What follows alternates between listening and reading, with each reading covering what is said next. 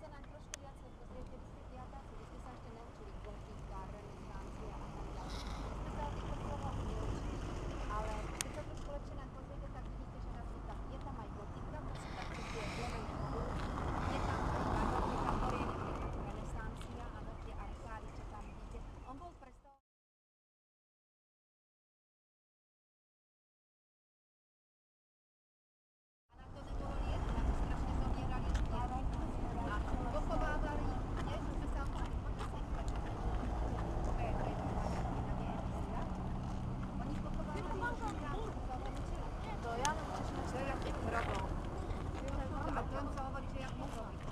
Keď nemali čas vyrábať masové hroby, tak aj v Skalici už pochovávali do masových hrobov, pretože tu bol mor, prebehol mor. Proto tam postavili ten zbr z druhej strany ako na pamiatku tých, ktorí zomreli na mor.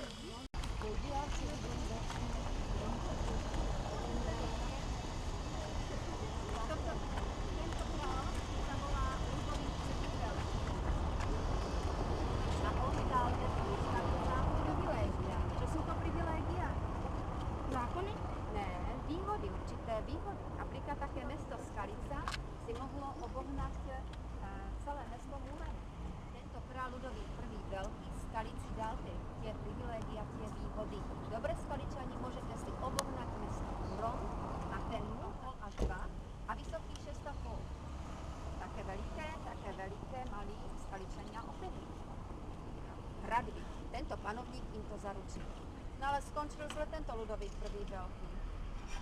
No, poďme ďalej na ten morový stôl sa pozrieť, podľa mňa je z druhej strany. Modliaci sa, áno, to je gotika. Treba, áno. A hore nad tým, to už je zase ten taková špic strojov, to zase ako renesancia. O tom sa budeme všetko učiť, lebo tých slovov bolo veľmi veľa. No. A tu nás si kto si čo si zaprie, choď.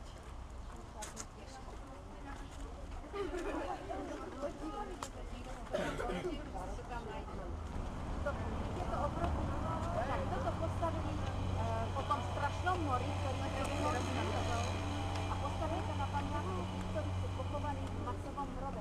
Cez cestu, keď sa kúpili, neboli to pri kostole, cez cestu obrovy. No, to je takzvaný morový. A tento človek sa opäť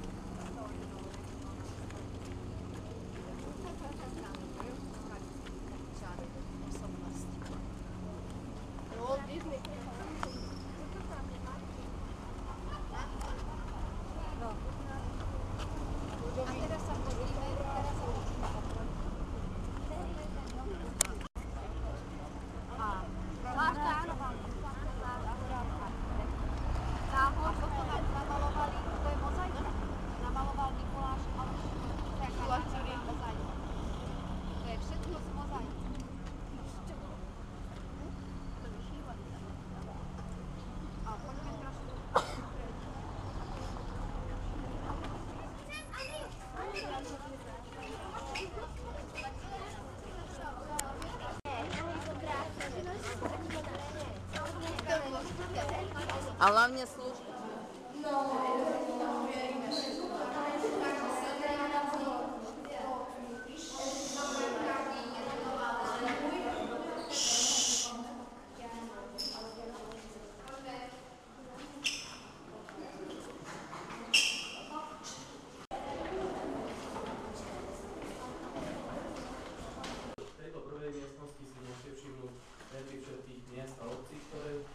Nachádzajú na záhorí. Záhorie je geograficky vymedzené na tej mape. Si môžete všimnúť riekov Moravou na západe, na východe je to pohorie Malý Karpat, toto veľké železné, čo sa ťahne od vrchu dole. Siaha vlastne od Bratislavy, od mestských častí, ako je Lanáša, Dúbravka, až po Skalicu na severe. Na tých erboch sa opakujú také najčastejšie znamenia, ktoré tam môžete vidieť. Vychádza to z toho, čomu sa obyvateľia v tej dedine venovali, takže to bolo vinogradníctvo alebo poľnohospodárstvo. Prípadne si tam môžete všimnúť rôznych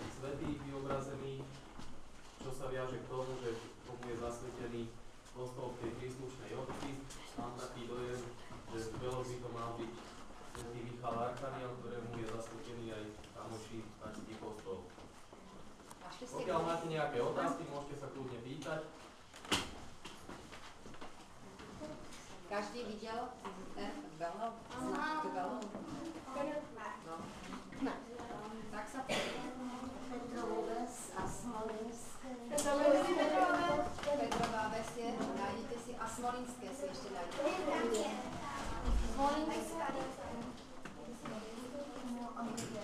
Nechytaj, len sa pozrieť.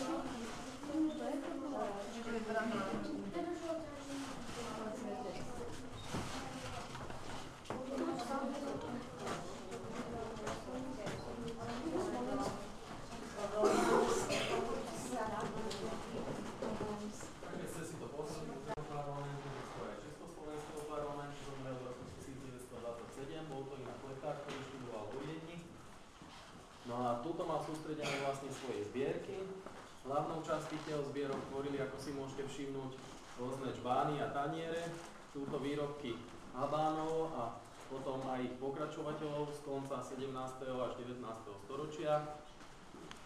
A zbieral to v podstate tak, že ako lekár si od chudobnejších obyvateľov nechal platiť tým, že si vyberal rôzne malované taniere a čbány. V tých skriniach si môžete všimnúť, v tej strednej časti sú to výrobky holíčskej manufaktúry. Tu založil holíči manžel Márie Terézie, František Štefán Lotrinský v 40. rokoch 18. storočia a produkovala v podstate také barokové čbány a taniere, ako tam môžete vidieť. Neskôr, keď sa zmenil umelecký vkus, v 19. storočí a nastúpil klasicizmus, tak sa táto továrňa vlastne preorientovala na výrobu kameniny a to je skriňa práve. Kasu do šublíkami, kde sa to vytavuje, tak nám sa vykladalo právo a toto je taká staršia obdoba vlastne takej skrine šublatovej.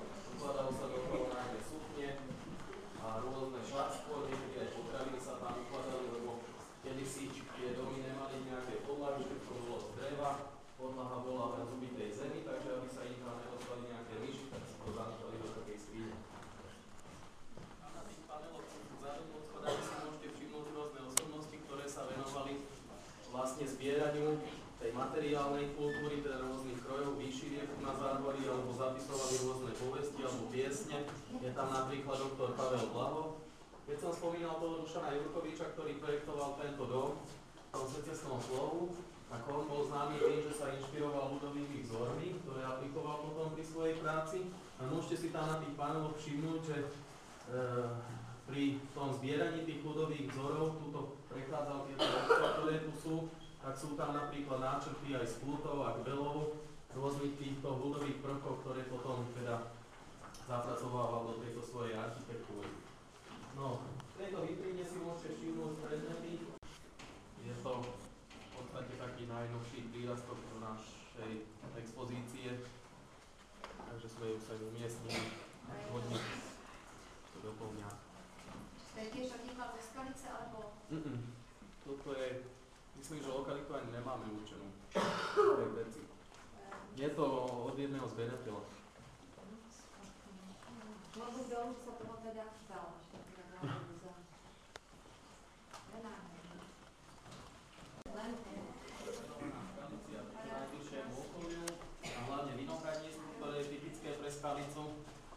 Vinohrady tu máme zachytené od nejakého 15. storočia. A samozrejme môžete si tam všimnúť rôzne predmety, ktoré slúžili teda pri obrábaní vinohradu a potom dorábaní toho vína. Tiež si tam môžete všimnúť fotografie pri vyrábaní známeho skalického trdelníka, ktorého výroba sa tu dostala zhruba v 18. storočí.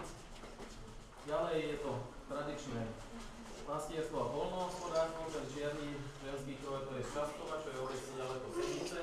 Významné na záhorí bolo chovanie dobytka, a to nie len kráv ako dnes, ale kedysi v minulosti, ešte v 19. storočí, sa v každej obci chovali aj ovce, čo je dnes typické pre stredné Slovensko. Súvisí to s tým, že na tom južnom záhorí tam bola menej úrodná pôda, veľa piesku a lesov, takže sa to využívalo ako pastierstvo, kde sa chovali potom tieto ovce. Dôležité bolo aj pestovanie konope a lanu, z ktorého sa vyrábali jednak šaty, pohľad,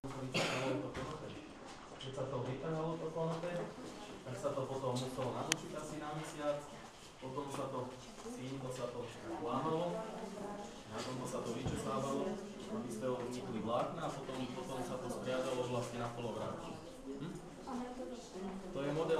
pestovanie konopného oleja. Taký stroj bol veľký, samozrejme, toto je zmenšenina.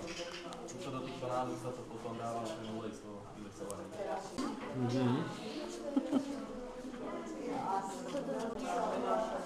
Toto je archeologická časť našej expozície, zase to začína po svojej pravej ruke, tam sú najstaršie nálezy. Sú tam z takých najvýznamnejších nálezov na tej čelnej stene, to je doba bronzová, to je zhruba tých 3000 až 800 rokov pred Kristom. Keď si všimnete tie veľké nádoby, tak stále neboli vyrábané na hrnčiarskom kruhu, neboli točené, ale voľne v ruke boli formované tými ľudí, ktorí tu žili. Červenej keramiky, to súvisí s prítomnosťou Rímskej ríše, ktorej hranica bola vlastne na Dunaji a tuto pri Morave viedla tzv. Jantárová cesta, ktorá bola veľmi dôležitou obchodnou cestou.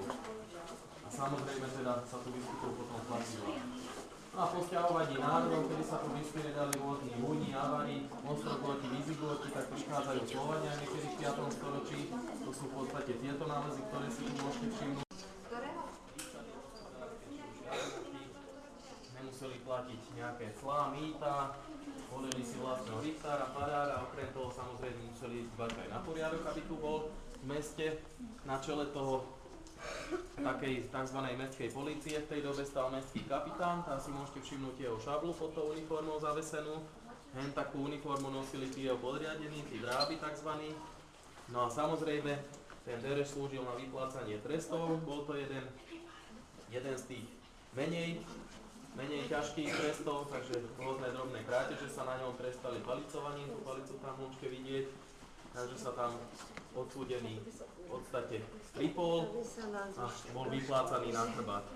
Samozrejme aj rôzne ťažšie tresty, napríklad za krádež v kostole bývalo zväčša uťatie ruky, najčastejšie sa skalici ale popravovalo s ťatím mečom, kedy odsúdený tlačal so zviazanými rukami za chrbtom a kat mu odsekol hlavu.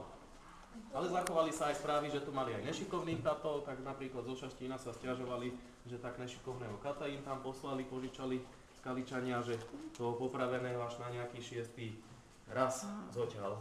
Najťažší trest bol lámanie v kolese, kedy odsúdenému kolesom okutým, dreveným, železným okutým, lámali mu končatiny, teda začínali.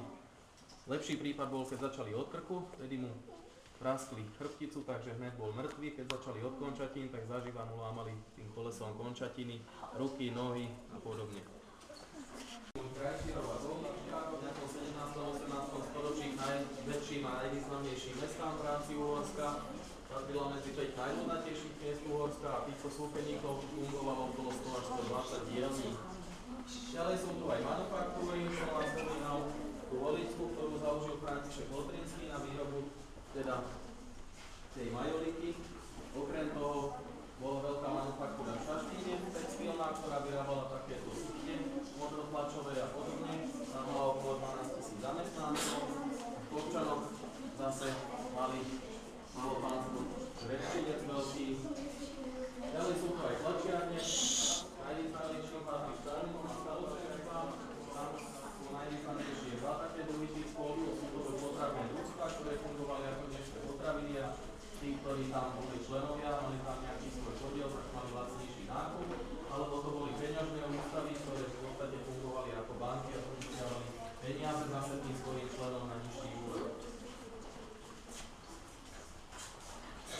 Ja si môžete všimnúť hlavný úpor, keď sa cestoval do Ameriky niekedy v 19. storočí, tam bol pretože sa cestovala aj niekoľko dní, tak príslušný človek mal v takom kúzli vlastne všetky svoje veci od šatka, oblečenia, čo sú cez osobné predmety a to si to vlastne viezol do sebou do tej Ameriky. A ešte sa pozrime na to pritlačenie. Prosím? Toto nie je to za... toto je ten IPA vytlačiarsky listie. Áno, to sú listy. A toto aj je... to, aj to je. Aha, také ďalej. Pritlačený na to? No a to sú to Takže to je ten list, vytlačiarenský list. To teraz nedávno učím. Takže pozrite, aké písmenka si nám Ja neviem.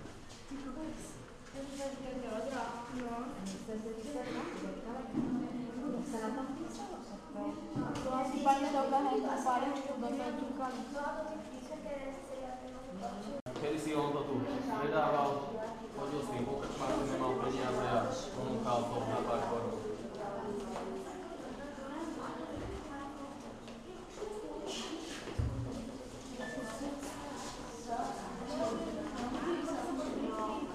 Môžete.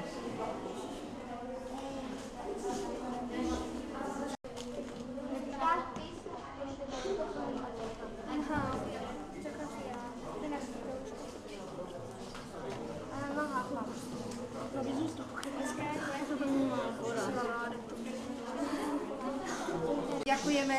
Ďakujeme. To je tak strašne dôležité, aby ste sa tam všetci podpísali. 4.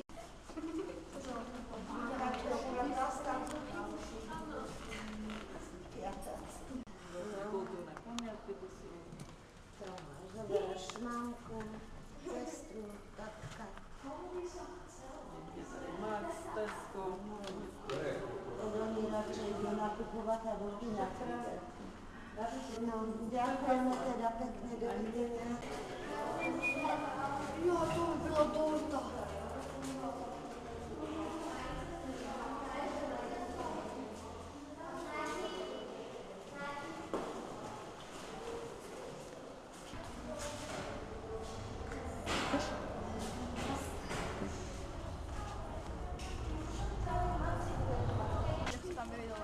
Balonku, ale Maxi asi, ja neviem. Ale ja neviem.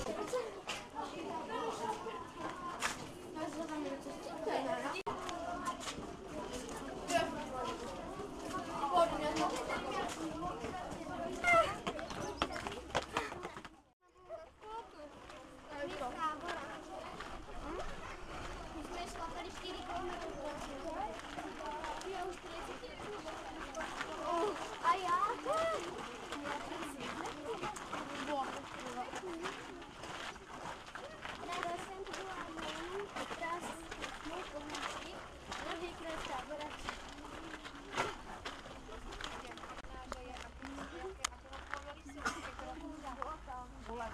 Lebo keď už stavali v 11. storočí. Povedzte mi nejaký dátum z 11. storočí. Z 11. storočia nejaký dátum. Dajme tomu, áno. Takže už stavali v 11. storočí, keď vyhorela skalica, dvakrát vyhorela skalica, vyhorela rotunda a vždycky ju opravovali, áno, pristavovali. Ja keď rozprávam, tak rozprávať nebudem, nie tam pristavili, ona nebola taká vysoká. Jedno podložie tam pristavili, keď bola táto rotunda spálená, zhoratá, vyhoretá vlastne až do základov. Keď sme sa pozreli dovnútra do tejto rotundy, keby sme otvorili dvere, tak by ste tam našli erby skalice, našli by ste tam erby rodiny Zápolských, lebo Zápolských šlachtická rodina bola veľmi známa a bohatá. A keby ste sa dostali dovnútra, tak po pravej strane je výjav z legendy o svetom Jurajovi, ktorý oslobodzuje princeznu pred drakom. A dievčatá, ktorý sa líčí z mesta Skalica a obyvatelia mesta Skalica mu ďakujú za to, že ich vlastne ochránil pred drakom. No. A opakujem, našli by sme tam erby mesta Skalice a erby rodiny Zápolských. A keď sa pozriete tam za vami, otočíte sa, to je Kalvárka. Kalvária. Tam vlastne to založili Židia v podstate, ale v tejto Kalvárke sa vždy konali také procesy, kde sa ľudia vlastne modlili. Ano? A keď sa pozriete doľava, tak to sú mestské hradby, alebo respektíve časť mestských hradby. Boli dlhé, opakujem, 2000 metrov, boli vysoké 6 vládek a najec.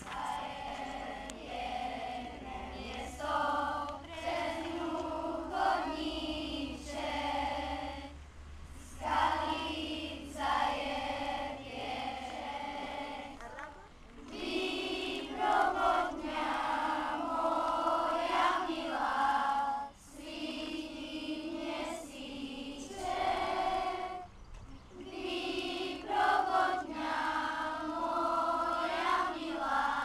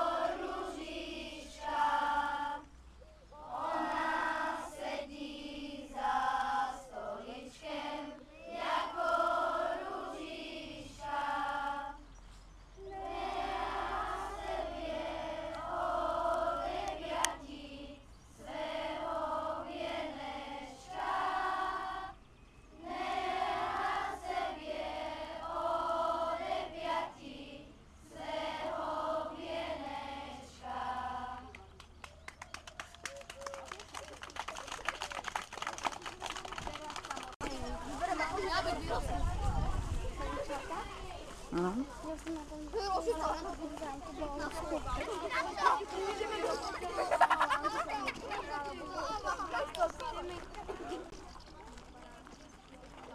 Ktorý bol z dreva a volal sa, že Vývar, to znamená, že vodný hrad. A vlastne, keď toto územie vlastnil Matúšák Trenčiansky, tak to začalo s prestavbou toho dreveného hradu. A najväčšia prestavba tohoto celého objektu bola vtedy, keď ju predal posledný majiteľ, on sa volal, že Sobor. Oni tu žili 300 rokov a on to predal celé cisárskej rodine Habsburgovcov, pretože on vo Viedni prohral všetko. On vo Viedni hral karty, mal tam strašné dlhy a zaplatil to Marek Tomeček, vyprávam čosi, zaplatil to týmto kaštielom. Prodal to Františkovi Lotrinskému, celý tento kaštiel, to bol muž Márie Terézie a oni, títo cisári, ako táto cisárska rodina, to prestavali do takého tvaru a do takej podoby, jak to vidíte teraz. A okolo roku, to sa dočítalo, okolo roku 1779 na tomto zámku bolo 100 miestností. 100 miestností. A najkrajšia miestnosť je tam tzv. Čínsky sál, alebo čínska sála. Áno, tam je krásne. Ale vlastne k tomuto kaštielu patrilo napríklad Bažantnica, Rybník a všetky tieto okolité lúky a polia. Tu nás sa konali veľké loty. Napríklad polovníci mali tu 80 000 vyšľachtených psov. A oni pustili krásneho jelenia, potom vypustili tých psov. Oni vypustili toho krásneho jelenia, za ním utekalo, predstavte si, 80 000 psov, naháňali toho krásneho jelenia.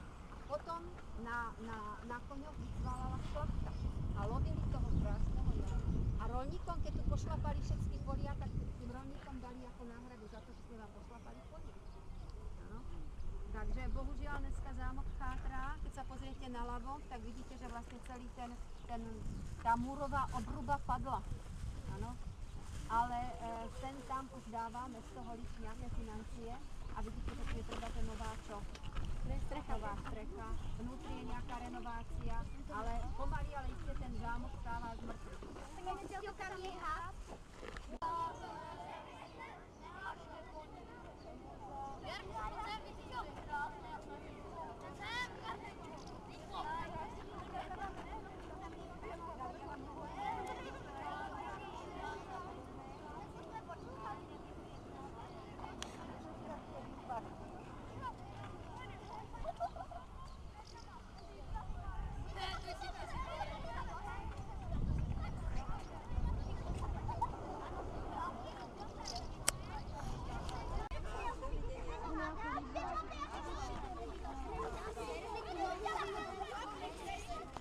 Tak, vykročíme. No, ideme na stav. No, poďte.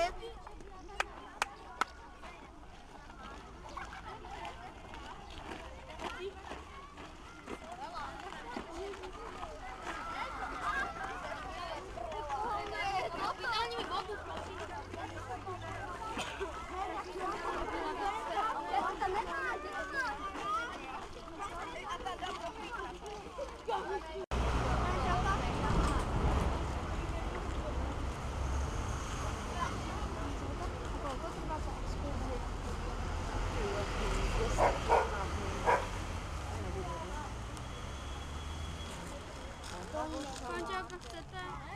Ktoré boli hlboké.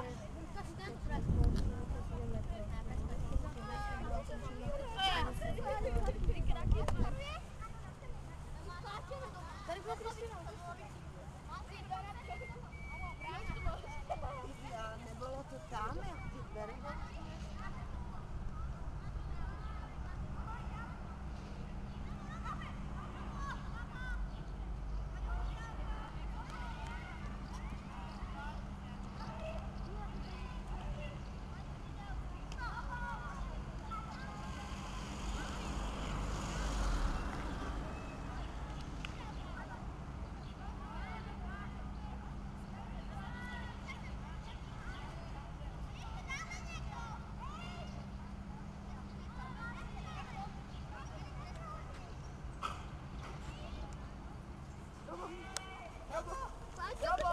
Máme!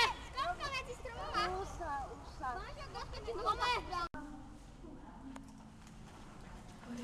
Domácká škola.